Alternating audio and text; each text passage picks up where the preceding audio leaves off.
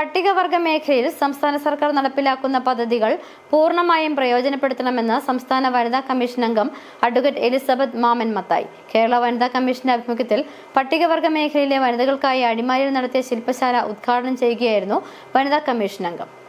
പട്ടികവർഗ വിഭാഗത്തിന്റെ ഉന്നമനത്തിനായി എല്ലാ മേഖലയിലും നിരവധി പദ്ധതികളാണ് സർക്കാർ നടപ്പിലാക്കുന്നത്. ഇത്തരം പദ്ധതികൾ കൃത്യമായി മനസ്സിലാക്കി അവകാശം നേടിയെടുക്കണമെന്ന് വനിതാ കമ്മീഷൻ അംഗം അഡ്വക്കേറ്റ് എലിസബത്ത് മാമൻ മത്തായി ഉദ്ഘാടന പ്രസംഗത്തിൽ പറഞ്ഞു.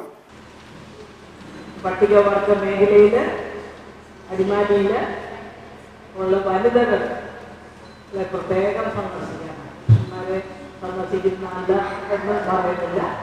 അവരെ എല്ലാവരും സന്ദർശിക്കാൻ, പ്രത്യേകിച്ച് സ്ത്രീകളുടെ വിഷയങ്ങൾ, പ്രയാസങ്ങൾ ഒക്കെ മനസ്സിലാക്കാനാണ്